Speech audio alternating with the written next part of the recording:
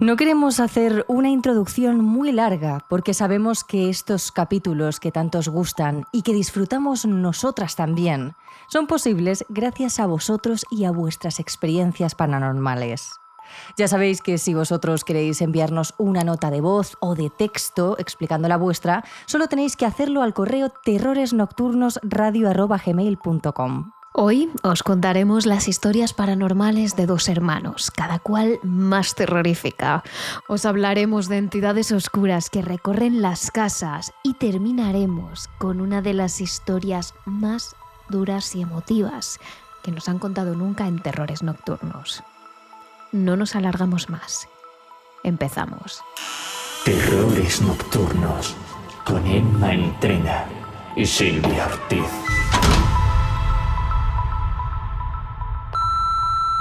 Hola, soy Andrés, ¿qué tal? Y bueno, os voy a contar mi experiencia paranormal, la más fuerte que me ha pasado. El primer seguidor de terrores se llama Andrés, como habéis podido escuchar, y en esta ocasión no solo escucharemos su experiencia paranormal más impactante, sino también la de su hermano gemelo Tiago. Ambas son realmente escalofriantes. En el caso de Andrés, debemos ubicarnos en un pequeño pueblo de Pontevedra, al norte de España, en Galicia, llamado Mos. Ahí, sus abuelos tienen una casa muy antigua, con muchos años de historia. Un lugar que, por las noches, puede llegar a convertirse en algo inquietante, oscuro y sombrío. Desde pequeño, tanto Andrés como Tiago pasaban algo de miedo cada vez que dormían allí. Sabían que sus abuelos les protegían, estaban en la habitación de al lado.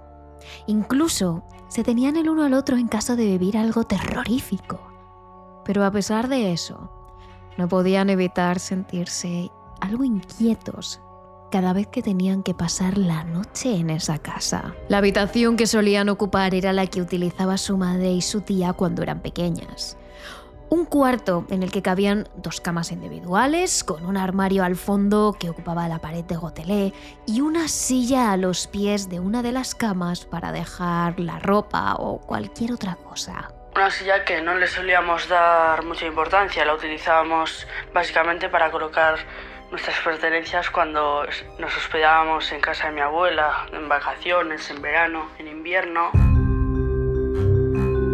Tanto para Andrés como para Tiago, ese mueble era uno más de la casa, algo que pasaba completamente desapercibido. Hasta que Andrés comenzó a ver cosas, figuras, que parecían visitar a los niños y estar sentadas en aquella silla durante horas. Yo nunca he conocido a mi bisabuela. Ella se llamaba Eduarda. No sabía cómo era, pero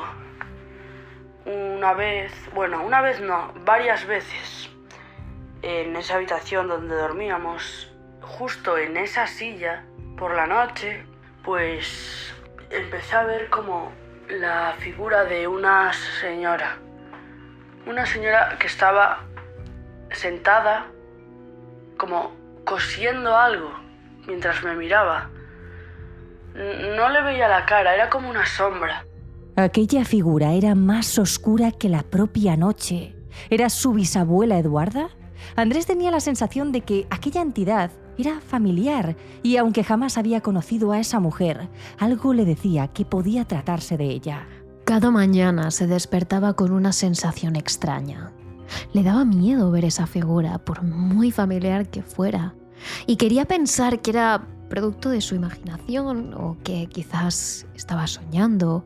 Recordemos que esta experiencia la tuvo Andrés cuando tenía tan solo 7 años, era un crío. Jamás había vivido una situación así y no sabía cómo reaccionar.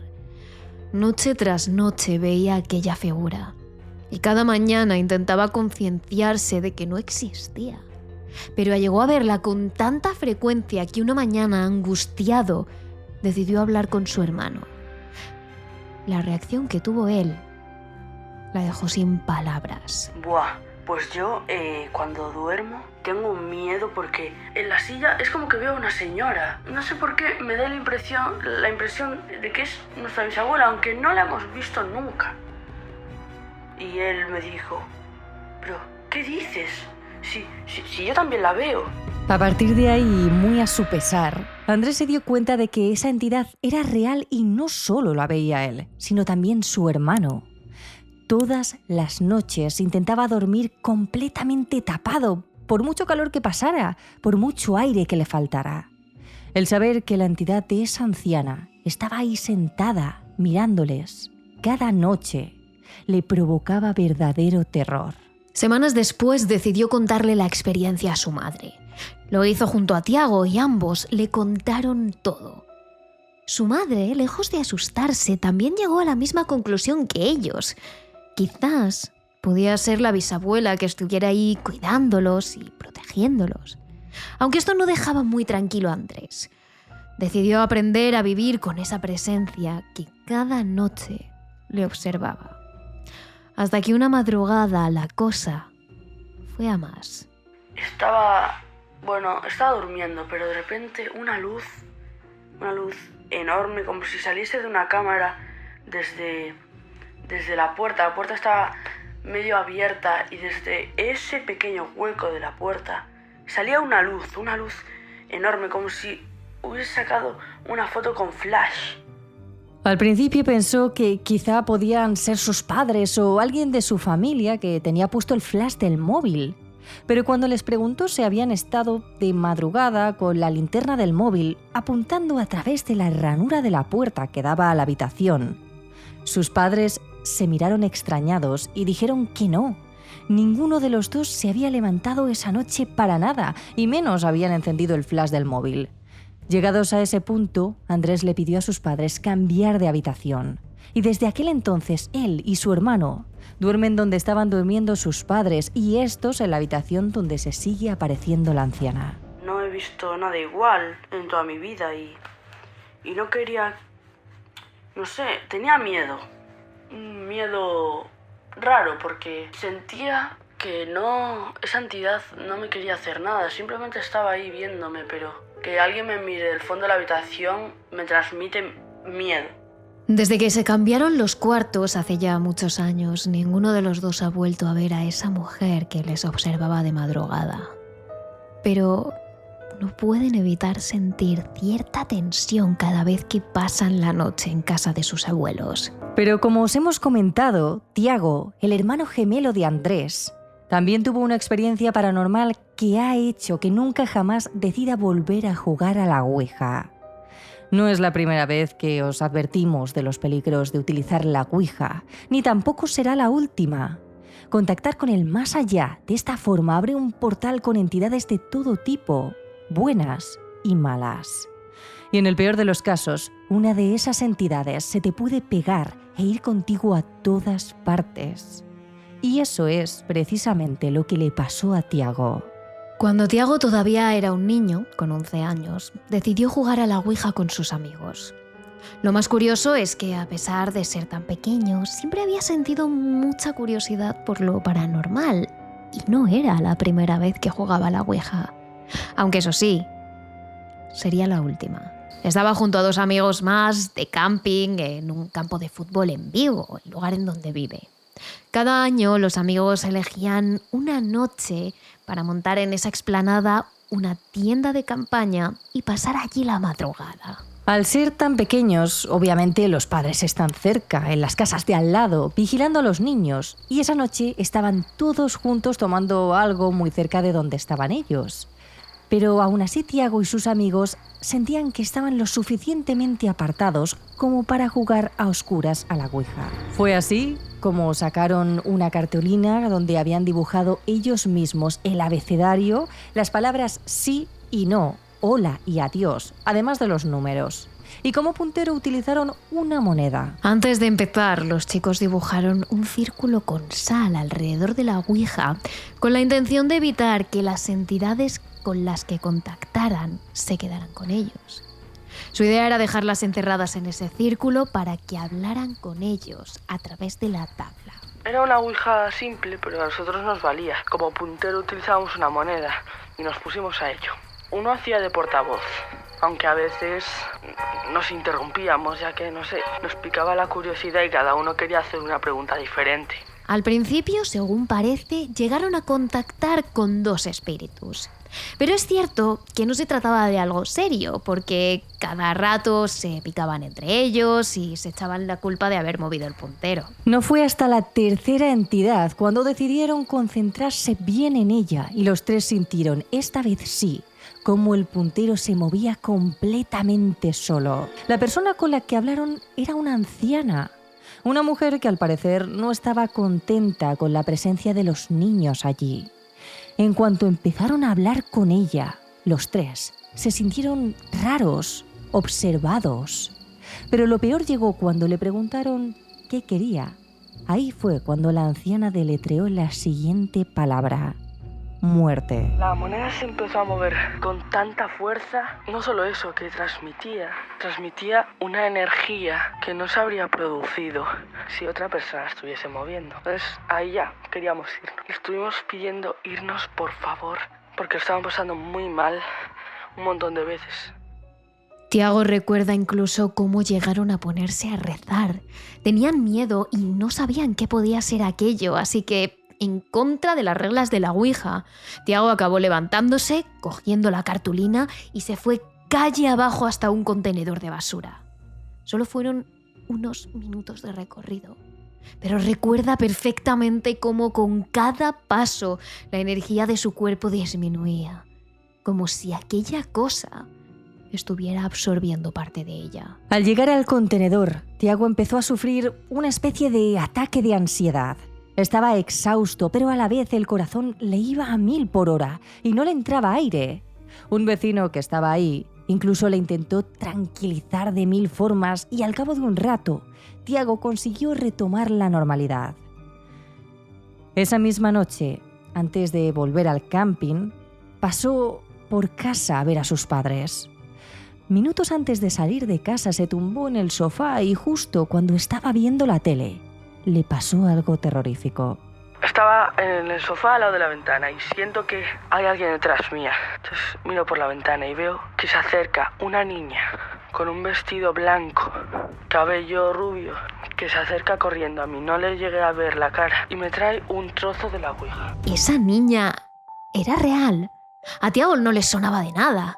Jamás había visto a esa chica y no sabía cómo había conseguido recoger un trozo de la Ouija del contenedor.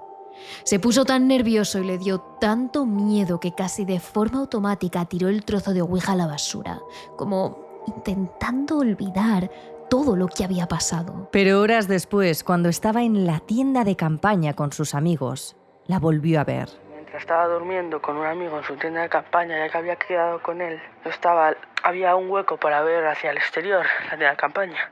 Y desde ese hueco vi otra vez a esa niña que me miraba parada al lado de un árbol entre la sombra. Jamás volvió a encontrarse con esa niña y nunca repitió el jugar a la Ouija. Desde que vivió todo aquello, Tiago advierte a todo aquel que quiere probar: nunca jamás se os ocurra utilizar la Ouija. Es un juego que puede llegar a convertirse en una pesadilla. Hola, me llamo Ayala, soy de Málaga, un amigo mío que es oyente de vuestro Acabamos de programa escuchar me ha la voz de recomendado Ayala, que- una chica que se pone en contacto con nosotras en nuestro correo electrónico para contarnos una experiencia paranormal que tuvo cuando tenía tan solo 7 años. Por aquel entonces ya vivía en Málaga, pero en la casa de sus abuelos. Así lo hizo desde los 5 hasta los 8 años. Pero este piso era un poco especial, o a ella siempre se lo pareció. Tenía muchas características que llamarían la atención de una niña pequeña. En primer lugar, se trataba de un piso 15, desde el que se veía prácticamente todo. Pese a eso, las ventanas de la casa no tenían barrotes. Bueno, había una sala, la única sala, que estaba dedicada a la música, que sí los tenía. Y era extraño, porque esa era también la única habitación que tenía un pestillo en la puerta. Pero por fuera de esta, era como si todo estuviera preparado para encerrar a una persona dentro, y a Ayala no le gustaba nada. Eso era algo que a mí me causaba mucha incomodidad. Era como que intentaban evitar que algo saliese de esa habitación. Me causaba muchísima incomodidad. Algo que una niña de 7 años tampoco entendía era por qué gritos, lamentos y golpes se colaban constantemente en la casa. Años después le explicaron que en el 10º piso vivía una persona que tenía graves problemas de salud y que desgraciadamente no tenía nadie que le cuidase y ninguna ayuda, por lo que gritaba, daba golpes en su casa sin que nadie se lo impidiera, y estos se colaban en la casa de Ayala. La última curiosidad de la casa era que la habitación en la que dormían sus abuelos había sido en realidad 2 habitaciones, solo que se tiró una pared para hacerla más larga. Y como resultado, la habitación tenía 2 puertas, una en cada extremo. Allí, precisamente, se encontraba jugando la pequeña Ayala de solo 7 años cuando vio cómo una sombra cruzaba por completo la sala. Y yo estaba en la habitación de mis abuelos jugando en una esquina al lado de la cama, cuando de repente vi una sombra negra de tamaño adulto y pasó por la primera puerta, que era la más alejada donde yo estaba, y siguió el pasillo la sombra hasta que pasó por la segunda puerta, que era la más cercana a mí, y la sombra se metió en el baño, que era el final del pasillo. Y se cerró la puerta de un portazo, lo cual era raro, ya que en ese baño no había ventanas por dentro y no había mucha corriente, entonces era un poco raro. En un primer momento, Ayala pensó que se trataba de alguno de sus abuelos. Sin embargo, cuando salió de la habitación, escuchó cómo charlaban animadamente en la cocina al otro lado de la casa, por lo que era imposible que hubieran pasado hacia el baño hacía tan solo unos segundos. La niña se encaminó entonces hacia el baño con la curiosidad propia de alguien de su edad y abrió la puerta para ver quién había allí dentro. En cuanto abrió la puerta se dio cuenta de que el baño estaba en la más absoluta oscuridad, lo que le extrañó. ¿Quién entra a un baño a oscuras? Sin embargo, pronto descubriría que no había habido necesidad de encender la luz, pues allí no había nadie. Ayala no habló de ello durante mucho tiempo, aunque estaba bastante segura de lo que había visto. Poco a poco se fue dando cuenta de que nadie creería a una niña que había creído ver algo paranormal. Pero un día, pasados unos años, mientras estaba con su familia, salió el tema de la rara energía paranormal que tenía la casa de sus abuelos. Por lo visto, Ayala no había sido la única que había notado que aquella casa tenía una energía distinta, extraña.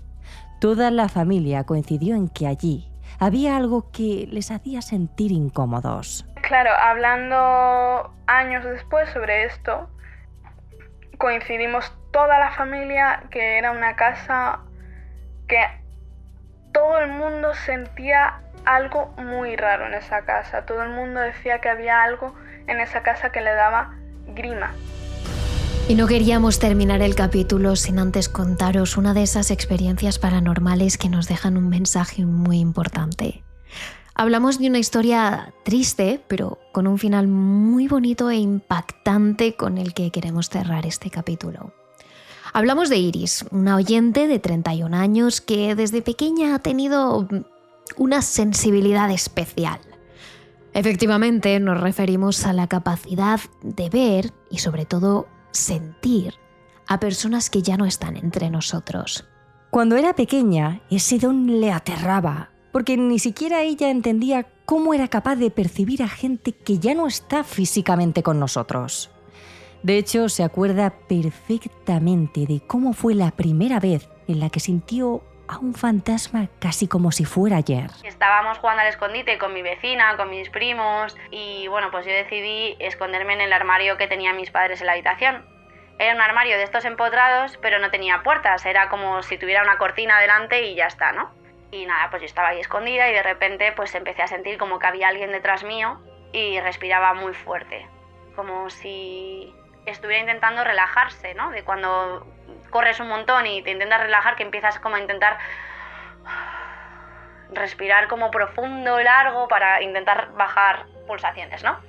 Entonces yo lo escuché, lo sentí, es que lo sentí físicamente encima de mi hombro. Y entonces escuché, por mí y por todos mis compañeros. Y oí que todos los demás iban corriendo al salón. Entonces, claro, yo me giré, vi que no había nadie en el armario conmigo, me acojoné, salí corriendo, vi que todos los demás estaban en el salón y me acuerdo que pensé, no había nadie conmigo, no sé quién era. Como esa, Iris volvió a vivir otras experiencias similares. Algunas le ocurrieron poco después de mudarse con sus padres a otra casa donde nada más llegar sintió que había alguien anclado a ese lugar. Era una mujer concretamente, y de vez en cuando se manifestaba. De hecho, se convirtió en algo tan habitual que su familia aprendió a convivir con ello. Hasta le pusieron un nombre, Yoli. Y no solo Iris, sus padres o sus hermanos la sentían. Es que cuando venían visitas a pasar la tarde o se quedaban a dormir, también les ocurrían cosas paranormales. Pero más allá de esta breve introducción, la experiencia de Iris comienza a raíz de la muerte de uno de sus mejores amigos. Hace poco más de un año que perdió a una persona con la que desde el momento en el que se conocieron se creó un vínculo muy fuerte entre ellos. Es como esa típica persona que nada más conocer conectas casi al instante y en apenas unos días ambos estáis tan a gusto el uno con el otro que sentís que os conocéis de toda la vida. Por desgracia, y como hemos dicho, esa persona tan especial para Iris falleció en un accidente de tráfico y lo peor es que esa misma noche ella soñó con la muerte de su mejor amigo. Con la gente con la que yo tengo ese tipo de vínculos, siento que estoy conectada porque tengo sueños de cosas que no sé qué han pasado y que después me entero de que han pasado. Entonces yo esa noche, me acuerdo, hace un año, me desperté como a las 7 menos algo de la mañana, un sábado, porque había soñado con él.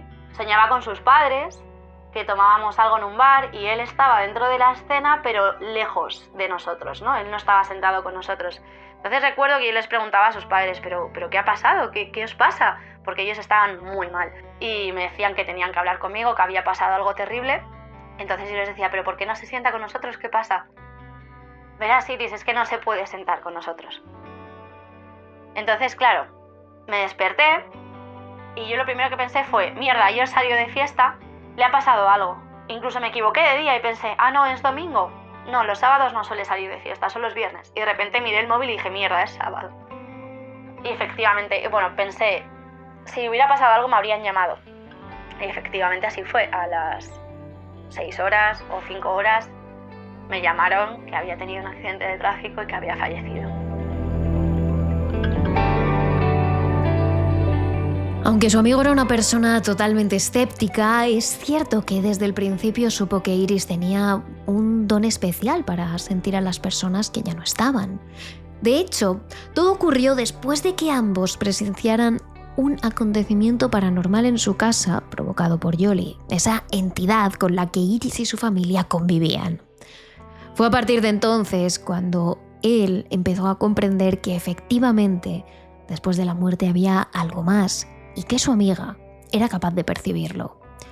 Precisamente por eso, Iris sabe que tras fallecer, su amigo, su espíritu fue a visitarla cada poco tiempo. Muchos días siento que alguien me acaricia la cabeza, que me toca el pelo, que me toca la parte de atrás de la nuca, como cuando alguien apoya su mano en tu cuello, en tu cabeza o en tu hombro, ¿no? Como para decirte, estoy aquí. Cuando está relajada viendo la tele o leyendo en la cama, es cuando ha llegado a sentir cómo él apoya su mano en su nuca, como muestra de cariño. Hace unos meses, Iris vivía en un piso junto a varios amigos, que tenía el suelo de tarima, y muchas noches oía pisadas que a veces se acercaban hasta su habitación. Todas las noches al principio, que los primeros meses, y bueno, a día de hoy lo sigo haciendo, aunque ya no todas las noches, hablaba con él, ¿no? Hola, bicho, ¿cómo estás? Pues mira, yo te echo mucho de menos, hoy me he sentido así, hoy he hecho tal, hoy he hecho cual, como que le ponía un poco al día, ¿no? De las cosas de mi vida. Y una noche estábamos en la cama, Kira y yo, Kira es mi perra, y entonces empecé a escuchar como pasos que venían hacia la cama. Entonces yo le pregunté, bicho, ¿eres tú? Si eres tú, haz lo que sea, que yo sepa que eres tú. Entonces una bolsa que yo tenía en el suelo, porque soy un poco desastre y siempre tengo cosas por el suelo, se cayó al suelo y le dije, vale, ¿cómo estás? ¿Qué tal estás? ¿Cómo te sientes? Y empecé como a hablar con él sin obtener respuesta, pero bueno, hablar con él, ¿no?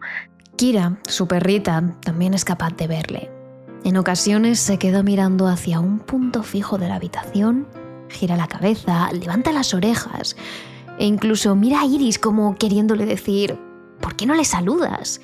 Está ahí mismo. Ahora vivimos en otra casa, me fui de la otra casa, necesitaba salir de allí, la verdad.